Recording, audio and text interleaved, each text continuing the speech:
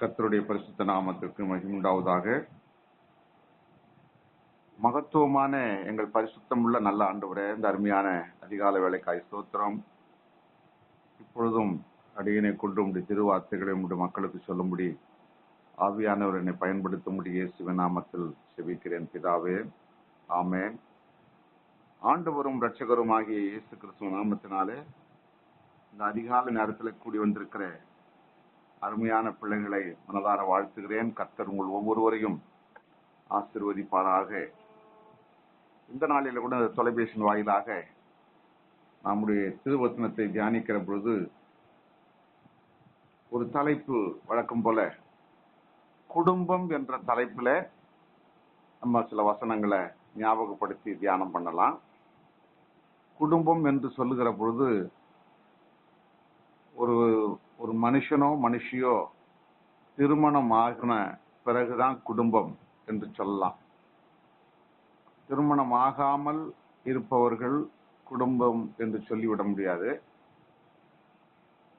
திருமணத்திலே இணைக்கப்பட்டவர்களா, எது ஆணா இருந்தாலும் பெண்ணா இருந்தாலும் குடும்ப வாழ்வு இணைந்து செயல்படுவது. அது திருமணத்தின் பொழுது அவர்கள் ஒருவரை ஒருவர் வாக்குறுதி கொடுத்து ஆண்டவரை மையமாக வைத்து தன் குடும்ப வாழ்வை தொடங்க வேண்டும் என்று சொல்லி ஆசீர்வதிப்பாங்க.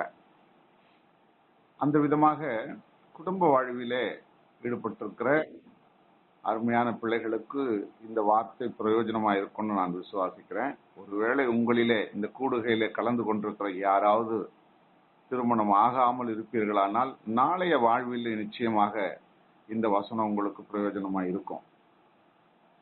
1 தீமோத்தேயுவின் புஸ்தகம் 3வது அதிகாரம் 5வது வசனத்தில் சொல்லப்பட்டிருக்கிறது. அப்போஸ்தலனாகிய பவுல் தீமோத்தேயுவுக்கு எழுதும் பொழுது முதல் நிருபத்துல 3:5 சொல்லப்படும் போது, ஒருவன் தன் சொந்த குடும்பத்தை நடத்த அறியாதிருந்தால் தேவனுடைய சபையை எப்படி விசாரிப்பான் அப்படின்னு சொல்லி பவுல் எழுதுறாரு. அப்ப எந்த ஒரு மனிதனும் தன்னுடைய சொந்த குடும்பத்தை நடத்துவதற்கு அறிந்தவனாயிருக்க வேண்டும். இதுல ஒரு காரியம் என்னன்னா, இந்த வசனத்தை வாசிக்கும் போது நம்ம அறிந்து கொள்ளணும். குறிப்பா இந்த வசனத்துல அந்த தீமோத்தேயுவுக்கு எழுதும் பொழுது பவுல் எழுதுறாரு. பவுலும் திருமணமானவராக வேதத்துல சொல்லப்படல. இந்த நிருபத்தை எழுதின அந்த எழுதி அனுப்புகிறதான அந்த பெற்றுக்கொள்ளுகிறதான தீமோத்தேயும் திருமணமானதாக இதுல குறிப்பிடப்படவில்லை. அவர்கள் ரெண்டு பேருமே திருமணம் ஆகாத வாலிபர்களாய் இருப்பதாகத்தான் வேதம் நமக்கு சுட்டி காண்பிக்குது. அப்படிப்பட்ட நிலையில அவர் எழுதும்போது சொல்றாரு, காரணம் என்னன்னா, இந்த வார்த்தை பிற்கால வாழ்வில உமக்கும் பிரயோஜனமா இருக்கும். இப்பொழுது இந்த வார்த்தையை மற்றவர்களுக்கு சொல்லுவதற்கு இது மிக அவசியமா இருக்கும் என்று சொல்லி பவுல் அழகா இந்த வசனத்தை எழுதும்போது சொல்றாரு, ஒருவன் தன் சொந்த குடும்பத்தை முதலாவது நடத்த தெரியணும். முதலாவது ஒரு சொந்த குடும்பம் சொல்லும் பொழுது கணவன் மனைவி, அதன் பிறகு பிள்ளைகள், அவருடைய பெற்றோர், அவருடைய மூதாதையர், உடன்பிறப்புகள், சகோதரர்கள் சகோதரிகள், இப்படி அனைவரும் சேர்ந்தது குடும்பம். ஆனா குடும்பம் ஆரம்பிக்கிறது எங்கன்னா கணவன் மனைவியா இருக்கணும், அதுதான் முக்கியம். அதன் பிறகு சகோதரர்கள் சகோதரிகள், பெற்றோர், குழந்தைகள் அப்படின்னு சொல்லி எல்லாருமே இணைத்துக் கொள்ளலாம் குடும்ப வாழ்வில. அப்போ ஒருவேளை இந்த தீமோத்தேயுவுக்கு உடன்பிறப்புகள் இருந்திருக்கலாம், அல்லது மூதாதையர்கள் இருந்திருக்கலாம், பல சூழலை நம்ம சிந்தித்து பார்க்கலாம். ஆனா அந்த குடும்பத்திற்கு ஏற்ற வார்த்தையா அவர் சொல்லும்போது சொல்றாரு. அப்போ குடும்பத்தை அப்படி ஒரு சூழ்நிலை இருப்பார்களா, அவர் குடும்பத்துல எப்படி நடந்து கொள்ளுகிறார், அல்ல மற்றவர்களுக்கு அவர் எப்படி எடுத்து இந்த வார்த்தைகளை சொல்லணும் அப்படின்றது அவருக்கு போதித்து அனுப்புகிறார் இந்த பவுல். கலாத்தியருக்கு அதே பவுல் கலாத்தியருக்கு எழுதும் பொழுது 6வது அதிகாரம் 10வது வசனத்துல, நமக்கு கிடைக்கும் சமயத்திற்கு தக்கதாக யாவருக்கும், முக்கியமாக விசுவாச குடும்பத்தாருக்கும் நன்மை செய்ய கடவோம் அப்படின்னு சொல்லி எழுதுறாரு. அப்போ ஒரு குடும்பத்தின் தலைவனாக அல்லது தலைவியாக இருப்போமானால் முடிந்த மட்டும் பிறருக்கு உதவி செய்கிறவர்களா இருக்கணும். அது எவ்விதமான உதவி என்று எதையே ஒன்னாலும் எடுத்துக்கொள்ளலாம். எப்படின்னா, வார்த்தையில அல்லது ஒரு செயல்பாட்டில அல்லது உணவு வகையில அல்லது அவர் தாழ்ந்து போற நிலையில அவரை சப்போர்ட் பண்ணி தூக்கி விடுகிற நிலையில, இல்ல ஆலோசனையில, இப்போ ஆலோசனை சொல்லும் பொழுது வேத வசனத்தை அவங்களுக்கு ஆலோசனை சொல்லணும். சீர்கட்டு போயிருக்கிற மக்களுக்கு திருந்துவதற்கு வேத வசனம் தான் அவங்களுக்கு. அதனாலதான் குடும்பத்தை நடத்த தெரியாதவன் சபையை நடத்த மாட்டான்னு சொன்னதுக்கு காரணம் அது அடிப்படை. அதுதான் அவர்களுக்கு சப்போர்ட் பண்ணி அந்த வார்த்தைகளை சொல்லி, திருவார்த்தைகளை சொல்லி, இப்படி ஏதாவது ஒரு வகையில பிறருக்கு நாம் நன்மை செய்ய கடவோம் என்று பவுல் அங்க எழுதும் பொழுது எழுதுறாரு. அப்போ சமயத்துக்கு ஏற்றபடி அதுதான் அது சொல்றாரு. எந்த மனிதன் எதுல தாழ்ந்திருக்கிறானோ, ஒருவேளை வேதம் தெரியாம உலகத்தோடு ஓடிக்கொண்டிருக்கலாம் எத்தனையோ மக்கள், அவனுக்கு வேதத்தை போதிக்கணும். அப்பதான் சீர்நிலைக்கு சீரான நிலைக்கு அவன் வர முடியும். பொல்லாத எண்ணங்களிலிருந்து, வேசித்தன ஆவியிலிருந்து, குடித்து வெறித்து கள்ளத்தனம் பண்ணி பொய் பேசி இல்லையா ரவுடித்தனம் பண்ணி இப்படி பல சம்பவங்களில உலகத்துல வாழ்கிற மக்களுக்கு இந்த வேத வசனம் அவர்களுக்கு சீர்படுத்த முடியும். ஆகினால இதை சொல்லி அவர்களை சீர்படுத்தலாம். ஒருவேளை பட்டினியா இருக்கிறவங்களுக்கு பசி ஆறுவதற்கு உணவு கொடுக்கலாம், அல்லது பணம் இல்லாதபடி நலிந்து போய் கொண்டிருக்கிற மனிதனுக்கு நம்மால முடிந்த சில உதவிகள் பண்ணலாம். இப்படி எல்லாம் சொல்லிக்கிட்டே போகலாம். பல காரியங்களை நன்மையினாலே அவர்களுக்கு செய்து அவர்களை நடத்த முடியும் அப்படின்னு சொல்றாரு. இன்னொன்னு பாருங்க, எரேமியா தீர்க்க தரிசன புஸ்தகம் 31வது அதிகாரம் 31வது வசனம், அதே போல எபிரேயர் 8வது அதிகாரம் 8வது வசனம். இது ரெண்டுமே ஒரே வார்த்தையை சொல்லுது. எரேமியா 31:31, எபிரேயர் 8:8 ரெண்டுமே ஒரே சம்பவத்தை என்ன சொல்றாங்கன்னா, நாட்கள் வரும், இஸ்ரவேல் யூதா குடும்பத்தோடு புது உடன்படிக்கை ஏற்படுத்துவேன் அப்படின்னு எரேமியாவுல சொல்றாரு. ஒரு காலம் வரும், அப்பொழுது யூதா குடும்பத்தோடும் இஸ்ரவேல் குடும்பத்தோடும், அப்ப யாரு? தேவனாலே தெரிந்து கொள்ளப்பட்ட சந்ததி இஸ்ரவேல் யூதா, இவர்களோடு நான் புதிய உடன்படிக்கையை ஏற்படுத்துவேன் அப்படின்னு சொல்றாரு. என்ன உடன்படிக்கை? எனக்குள் வாழ்கிற ஆண்டவர் சொல்றாரு, எனக்குள் தங்கி இருக்கிற, எனக்குள் வாழ்கிற, என்னை அறிகிற எனக்கும் அவர்களுக்கும் ஒரு ஒப்பந்தம் போடுகிற ஒரு உடன்படிக்கை, அதாவது புதிய உடன்படிக்கை நான் ஏற்படுத்துவேன். ஏன்னா பழைய உடன்படிக்கை முடிந்து விட்டது. எப்ப முடிந்ததுன்னா மோசேயின் காலத்துல. அப்ப புதிய உடன்படிக்கை எப்பன்னு சொன்னா இயேசு கிறிஸ்து வந்த பிறகு நடக்கும் அப்படின்னு சொல்லிட்டு ஏற்படுத்துவேன் அப்படின்னு சொல்லி முடிக்கிறாரு. அதுதான் அது எபிரேயர் 8:8 சொல்லும் பொழுது என்ன சொல்றாரு? நான் புதிய உடன்படிக்கை ஏற்படுத்தும் காலம் வருகிறது அப்படின்னு சொல்றாரு. அப்ப இயேசு கிறிஸ்துவனுடைய காலத்துல அவர் இந்த உலகத்துல வந்தாரு, வாழ்ந்தாரு, பரலோக ராஜ்யத்தை குறித்து நல்ல திட்டமா தெளிவா பேசினாரு, அற்புத அடையாளங்களை செஞ்சாரு, மரித்தாரு, அடக்கம் பண்ணப்பட்டாரு, உயிரோடு எழுந்து போயிட்டாரு. இப்போ மறுபடியும் வரப்போகிறாரு. அந்த வருகைக்குள்ளாக புதிய உடன்படிக்கை யாரோடனா இந்த இஸ்ரவேல் மக்களோடும் யூதா குடும்பத்தோடும் நான் புதிய உடன்படிக்கையை ஏற்படுத்தக்கூடிய காலம் வருகிறது அப்படின்னு சொல்லி சொல்றாரு இந்த எபிரேயர் புஸ்தகத்துல. இதெல்லாம் என்ன குறிக்குதுன்னு சொன்னா, ஒரு குடும்பத்தோடு எபிரேயும் யூதாவும் இஸ்ரவேலும் ஒரு குடும்பமாக, தேவனுடைய குடும்பமாக, தேவனோடு இணைக்கப்படக்கூடிய ஒரு புதிய உடன்படிக்கை ஏற்படுத்தி கொடுக்க போறதை இங்க பாக்குறோம். நீங்க எபிரேயர் 11வது அதிகாரம் 7வது வசனத்துல வாசித்து பாத்தீங்கன்னா நல்லா கவனிங்க.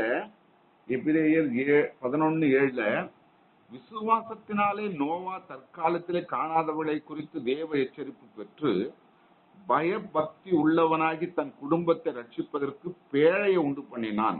அதனாலே அவன் உலகம் ஆக்கினைக்குள்ளானது என்று தீர்த்து விசுவாசத்தில் உண்டாகும் நீதிக்கு சுதந்திரவாளி ஆனான். இந்த வசனம் என்ன சொல்லுது பாருங்க. ஆதாம் காலத்திலிருந்து தொன்று தொட்டு வந்த அந்த குடும்ப வாழ்வு, ஜெனரேஷன், அவங்களுடைய சந்ததி நோவாவின் காலத்துல அழிக்கப்படுகிறது. நோவாவின் காலத்தில் அழிக்கப்பட்டது என்னென்ன அழிக்கப்பட்டதுன்னா, உயிர் உள்ள ஜீவன் அத்தனையும் அழிக்கப்பட்டது. அதில் தப்பித்துக் கொள்வதற்கு நோவாவை ஆண்டவர் தெரிந்து கொண்டார். அவருடைய காலத்துல, நோவா வாழ்ந்த காலத்துல பூமியில யாரை கொண்டு மறுபடியும் ஒரு ஜெனரேஷனை உருவாக்க முடியும் அப்படின்னு சொல்லி ஆண்டவர் சிந்திக்கிற பொழுது நோவா தான் அவருடைய பார்வைக்கு நீதிமானாக எண்ணப்பட்டார் என்று வேதம் திட்டமாய் சொல்லுகிறது. அந்த நோவா ஒரு மனிதனை ஆண்டவர் நீதிமானாக தெரிந்து கொண்டு நோவாவை அழைத்து இந்தந்த விதமாக பேழையை செய்து அதுல உன்னுடைய குடும்பத்தை அது உள்ள கொண்டு வந்துரு. அவருடைய குடும்பம் யாரெல்லாம் இருந்தாங்கன்ட்டு வேதத்துல தெளிவா சொல்லப்பட்டிருக்கிறது. நல்லா பாருங்க.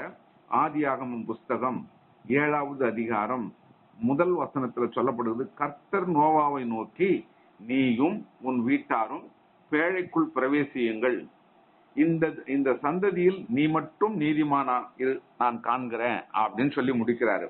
13வது வசனம், அதாவது ஆதியாகமம் 7:13 சொல்லும் பொழுது, நோவா, அவருடைய மனைவி, அவருடைய மகன்கள் சேம், காம், யாப்பேத், 3 மருமகள்கள், இப்படி 8 பேர் பூமியில அந்த மனுஷர்களாய் அந்த பேழைக்குள்ள வந்துட்டாங்க.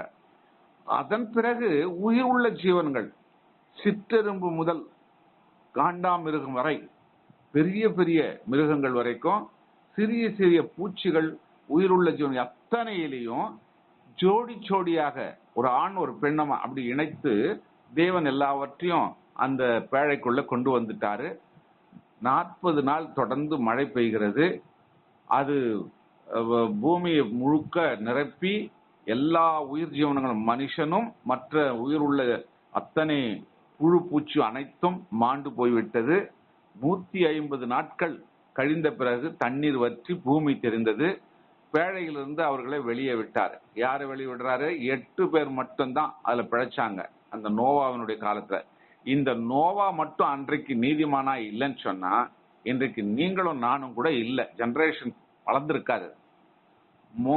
அவரு எப்படி ஆதாமோட இருந்து ஆதாம் பாவம் செய்த நிமித்தமா அந்த ஜெனரேஷன் முற்றிலுமா ஒழிக்கணும், நான் மனுஷனை உண்டாக்கினது எனக்கு விசனமா இருக்கிறது அப்படின்னு சொல்லி சொன்னாரோ, அந்த விசனப்பட்ட ஆண்டவர் எல்லாத்தையும் ஒழிச்சிட்டு இருப்பாரு. அதுக்கப்புறம் ஜெனரேஷன் பூமியில மனுஷனே இருந்திருக்க முடியாது.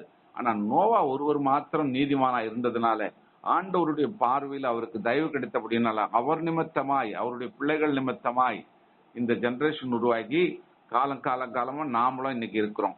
நல்லா புரிஞ்சுக்கொள்ளணும். நம்ம நினைச்சிட்டு இருக்கிறோம் ஆதாம் தான் முதல் மனிதன், ஆதாம் வழியா தான் நம்ம எல்லாம் வந்தோம் அப்படின்னு. இல்லை, உண்டுதான், உண்மைதான். ஆனா அதே சமயத்துல நடுவில் ஒரு பிரேக். ஆதாம் முதல் மனிதனா இருந்தாலும் அதன் பிறகு சந்ததி அழிந்து போகக்கூடிய அளவுக்கு அது பாவம் செய்து மாண்டு போயிடுச்சு.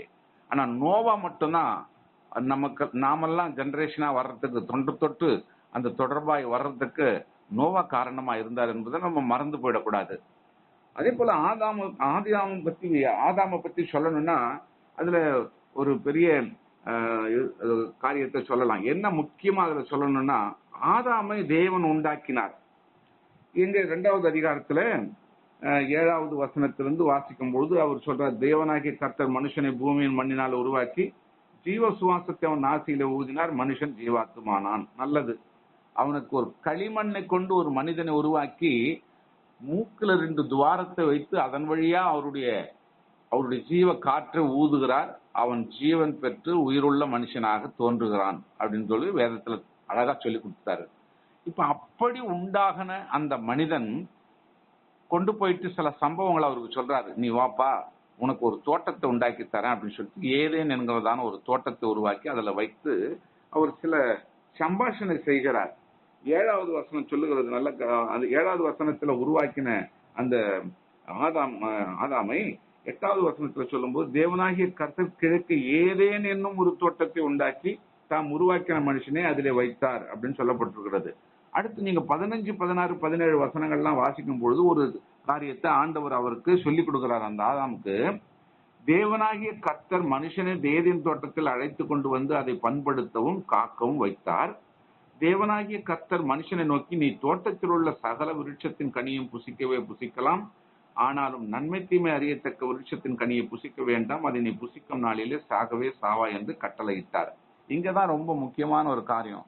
ஆதாமை தன்னுடைய சாயலில், கடவுள் என்ன சாயல்ல இருக்கிறாரோ அதே சாயல்ல, கடவுள் என்ன உருவத்துல இருக்கிறாரோ அதே உருவத்துல களிமண்ணை எடுத்து ஒரு மனிதனை செய்து அவன் நாசியில் அவருடைய சுவாசத்தையை கொடுத்து அவன் ஆத்மாவாக அவனை மனிதனாக உருவெடுத்து அவனை கொண்டு போய் ஒரு தோட்டத்தை உருவாக்கி அதுல வைத்து அவனுக்கு ஒரு கட்டளையை கொடுக்கிறார். அருமையான கட்டளை. அந்த கட்டளையில அவன் கீழ்ப்படியாத போனதுனால, மனுஷன் கீழ்ப்படியாத போனதுனால, இந்த தோட்டத்தை நீ பண்படுத்தி இதுல விளைகிற பொருட்களை நீ சாப்பிட்டு கொள்ளு. இந்த தோட்டத்தினுடைய நடுவுல ஒரு கனி மரம் இருக்கிறது, அந்த கனியை மட்டும் நீ சாப்பிடாத, மற்ற உருவாகிற எல்லா பழ வகைகளும் தானியத்தையும் நீ சாப்பிட்டு புசித்து நன்றா இருக்கலாம்னு சொல்லி அழகா அவருக்கு சொல்லி கொடுத்துட்டு போயிட்டாரு. ஆனா நடந்தது என்ன தெரியுங்களா? கொஞ்ச நாள்லயே அவனுக்கு தனியா இருப்பது நல்லதில்ல, அவனுக்கு ஒரு ஒரு பெண்ணை உருவாக்கி கொடுக்கணும் அப்படின்னு சொல்லி ஆண்டவர் அவருக்கு ஒரு ஏவாள் என்கிறதான பெண்ணை உருவாக்கி கொடுக்குறாரு. எதனால உருவாக்குனா, மண்ணில மனிதனை எடுத்தாரு, மனிதனிலிருந்து மனுஷன் எடுக்கிறார். அதுதான் அங்க வித்தியாசம். அந்த ஏவாள் என்கிற அந்த ஸ்திரீயை மண்ணில செய்யல அவரு. அப்போ மனுஷனிலிருந்து மனுஷியை எடுத்து இருவரையும் அவர்கள் அந்த தோட்டத்துல உலாவி வரும்படி, சுதந்திரமா ஆளும்படி, இந்த நான் உண்டாக்கப்பட்டதெல்லாம் நீங்க நல்லா அனுபவித்து ஆளுகை செய்து சந்தோஷமா இருங்க அப்படின்னு சொல்லி அவர்களுக்கு ஒரு ஃப்ரீடம் கொடுத்துட்டு போயிட்டாரு. ஆனா நடந்தது என்ன, அங்க மூன்றாவதாக ஒரு ஆள் நுழைகிறான். அவன் தான் சர்ப்பம். அந்த ஆதியாகமம் 3வது அதிகாரத்துல நீங்க பாத்தீங்கன்னா முதல் வசனத்துல தேவனாகிய கர்த்தர் உண்டாக்கின காட்டு ஜீவன்களை பார்க்கலும் சர்ப்பமானது தந்திரம் உள்ளதா இருந்தது. அது ஸ்திரீயை நோக்கி, நீங்கள் தோட்டத்தில் உள்ள சகல விருட்சங்களை கனியை புசிக்க வேண்டாம் என்று தேவன் சொன்னது உண்டோ? நல்லா கவனிக்கணும். இதுதான் அப்ப தந்திரமா நுழைகிற சாத்தான். அவன் மூன்றாவது ஆளு. நல்ல குதூகூலமா இருக்கிற ஒரு குடும்பத்துல மூன்றாவது ஆள் நுழைஞ்ச உடனே அந்த குதூகூலம் உடைஞ்சி அது குப்பமேடா போய் மாறிடுறதுக்கு காரணமே மூன்றாவது ஆள் தான். எந்த ஒரு குடும்பத்திலும் கணவன் மனைவி, உங்களில் அநேகர் இருப்பீங்கன்னு நான் விசுவாசிக்கிறேன். எனக்கு உங்களில் யாரெல்லாம் எப்படி எப்படிலாம் இருக்கிறீங்க எனக்கு தெரியாது. ஆனாலும் என்னுடைய நம்பிக்கை, நீங்க திருமணம் ஆனவர்கள் அநேகர் இருப்பீங்க. ஒருவேளை திருமணம் ஆகாம இருக்கிறவங்க 1-2 பேர் இருக்கலாம், எனக்கு தெரியல. திருமணம் ஆகி இருந்தாலும் சரி, இனி ஆக போறவங்களா இருந்தாலும் சரி, உங்களுடைய குடும்ப வாழ்வில என்ன பிரச்சனை வந்தாலும், என்ன சந்தோஷம், சமாதானம், களி கூறுதல் இருந்தாலும் மூன்றாவது ஆளுக்கு இடம் கொடுக்க கூடாது. மூன்றாவது ஆள் மீன்ஸ் என்னன்னா சொல்ல வரேன்னா, பிசாசு மட்டும் இல்ல, உலக மனுஷனு கூட அதுல நுழைவதற்கு இடம் கொடுக்க கூடாது.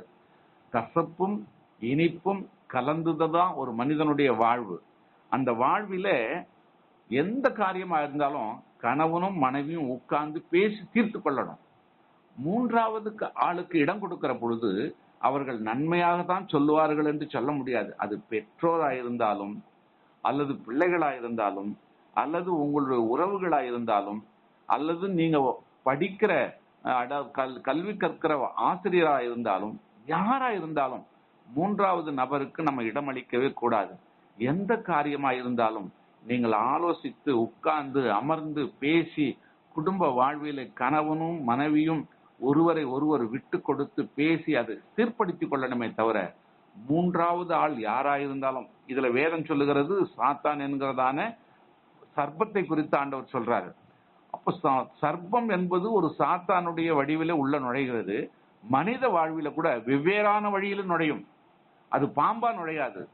அது எந்த மனுஷனா இருக்கும், பெற்ற தாய் கூட இருக்கலாம், தகப்பனா கூட இருக்கலாம். யாரையும் நம்ம குறிப்பிட்டு சொல்ல முடியாது.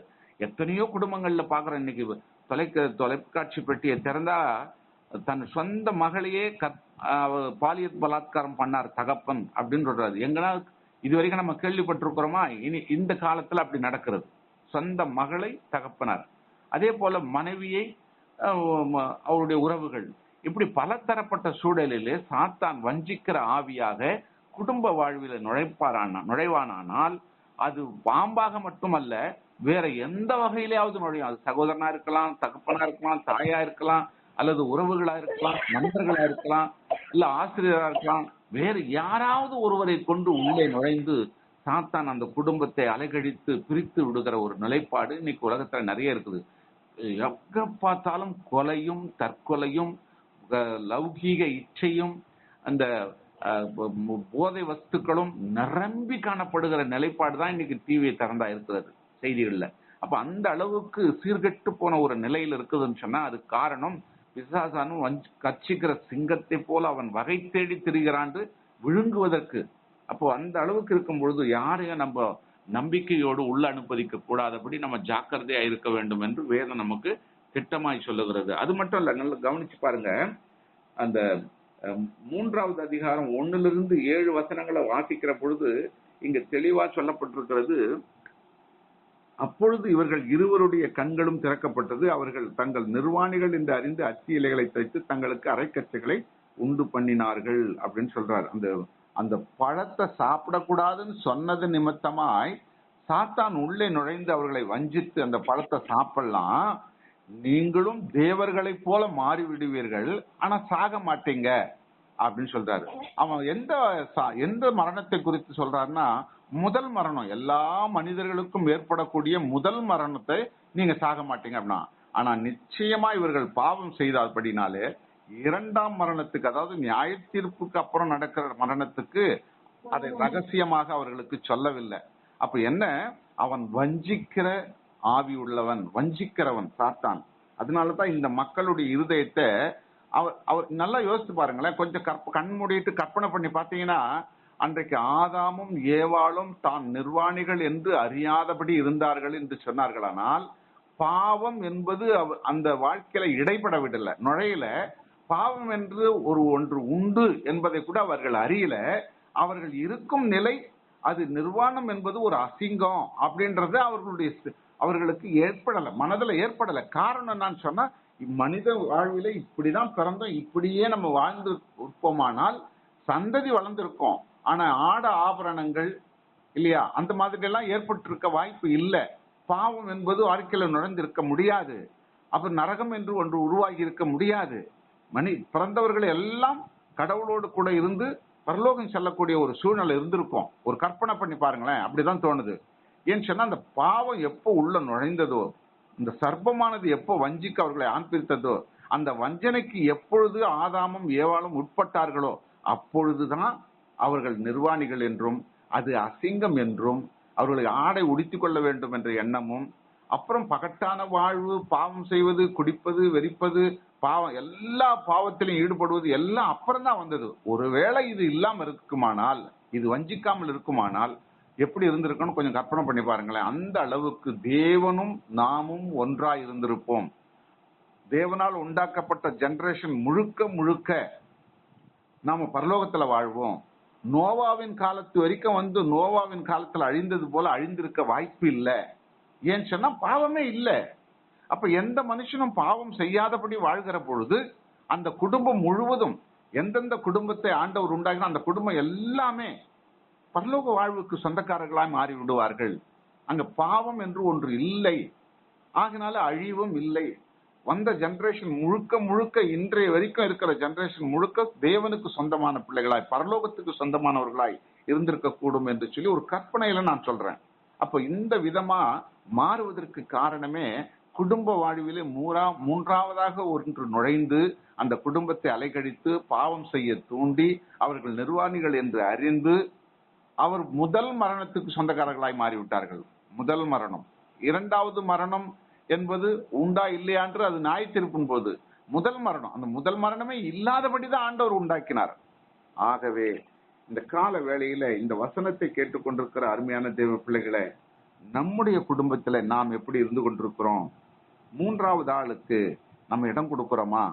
மூன்றாவது ஆளுக்கு இடம் கொடுத்தாலே அந்த குடும்பத்துல ஏதாவது ஒரு சலசலப்பு, ஏதாவது ஒரு நெருடல், ஏதாவது ஒரு மன வருத்தம், மன உளைச்சல் அது நுழைந்து விடும். நல்லது சொல்றவங்க 4 பேர் வருவாங்க. அந்த நல்லதோட சேர்ந்து 4 வார்த்தை மட்டுமல்ல, 5வது வார்த்தை அதுல சிந்திக்க கூடியதாய், கேடு உள்ளதாய் இருக்கிறதுக்கு வாய்ப்பு இருக்கிறது. ஆகினால யாரா இருந்தாலும், உங்களில எத்தனை பேர் அப்படிப்பட்ட ஒரு நிலையில இருக்கிறீங்களே எனக்கு தெரியாது. ஆனா மனிதனுடைய வாழ்வில் எல்லா வாழ்விலும் கஷ்டங்கள் இருக்கத்தான். இப்ப பாருங்க, யோபுவை நம்ம எடுத்துக்கொள்ளுகிற பொழுது தெளிவா சொல்லப்பட்டிருக்கிறது. யோபுவின் புஸ்தகத்துல அவர் அன்றைக்கு பூமியில அவரை போல உத்தமன் யாரும் கிடையாதுன்னு சொல்லிட்டு ஆண்டவர் அவருக்கு ஒரு நல்ல சர்டிபிகேட் கொடுக்கிறாரு. முதல் அதிகாரம் 8வது வசனத்துல நீங்க வாசித்து பாத்தீங்கன்னா, ஆண்டவர் அவருக்கு ஒரு சான்றிதழ் கொடுக்கிறாரு, பூமியில அவரை போல நீதிமான் கிடையாது அப்படின்னு சொல்லிட்டு.